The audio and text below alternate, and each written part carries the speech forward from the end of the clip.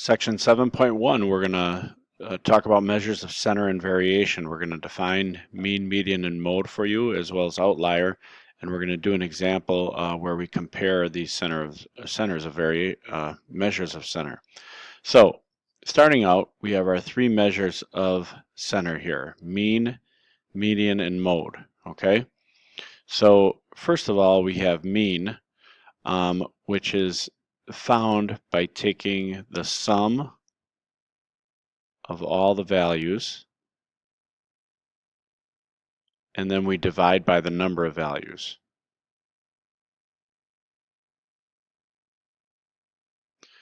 So if you have 10 different numbers, you're going to add them all up and you're going to divide by 10. Okay, so that's sum. I'm going to make this a little thinner here. Okay, now median. What is the median of a set of data? Well, a median is the center number, or the middle number, of the data. And you find that after putting the data in order. Okay, so the middle number of the data once that data is put in order. And then the mode is the data value that appears most often. And it can be a value or values. So I'll put a little possible S on the end, that appear most often. There can be more than one mode if there's like a couple that appear the most. Okay, so knowing this hopefully can help us to find it.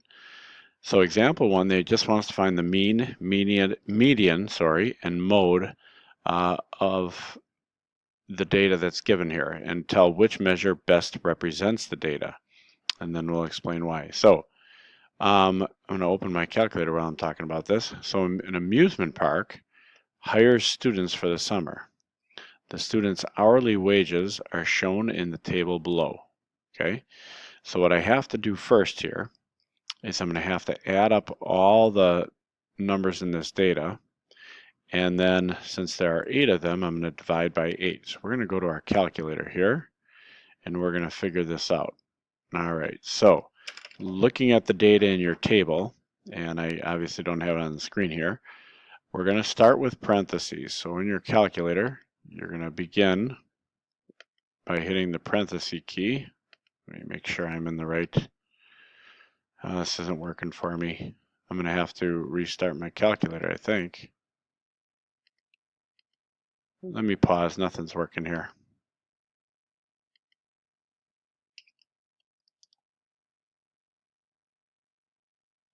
Okay, let's try this again.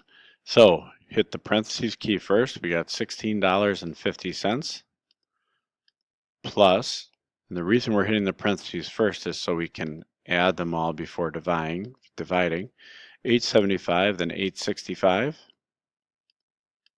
Then next we have $9.10. Then $8.25, and you want to make sure that you're entering them all correctly. $8.45, $8.25, and $9.25. Now once we type in this last total, $9.25, we're going to close the parentheses. Let me move my face here. We close the parentheses at the end, and then we divide by 8 because there were 8 data values. As a result, I get $9.65. Okay, so let's go back now to here. And so we found out that our mean is $9.65. Okay, so our mean, let me try this. Boy, this stuff just isn't working for me today. The mean is $9.65. And of course we did all that on our calculator, so all we did was take the sum of all the values and we divided by 8. Okay, so now the median, well, we're going to want to put the data in order for that. Okay, so from lowest to highest, As I look at this data, it looks like the lowest value is 825, and that appears to occur twice. So we've got 825 twice. Then what comes next? Looks like 845, 865, and 875. And we want to make sure we don't miss any. We got to get all 8 of them. After 875 comes 910 and then 925. And then finally, last comes 1650. So 1, 2, 3, 4, 5, 6, 7. I got all 8, and they're in order. So now, since there's 8 pieces of data, we're going to divide that by 2. Well, 8 divided by 2 is 4. So I'm going to count 4 from each end. 1, 2, 3, 4 from this end, and 1, 2, 3, 4 from this end. Now, it's important for you to realize that there are sometimes 2 numbers in the middle. And when there are 2 in the middle, we're going to find the average of these 2.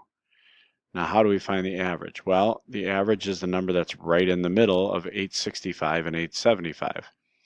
Well, right in the middle of those 2 would be $8.70. So we say the median is $8.70. Whenever you have an even number of data points, there are going to be 2 in the middle. If you have an odd number, so like if I had 9 different students' hourly wages, there would be only 1 in the middle, and that's a little bit easier. So last thing is mode. Well, you can see that everything occurs exactly 1 time except 825 occurs twice. So the mode, the one that occurs most often, is $8.25.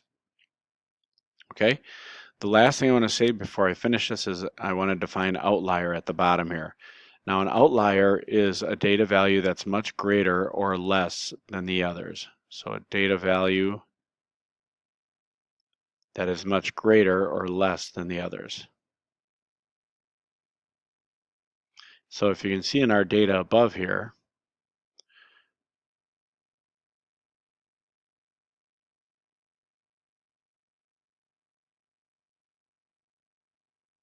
let me finish writing that down. Okay, if you look at our data, they're all in the $8 and $9 range except for $16.50.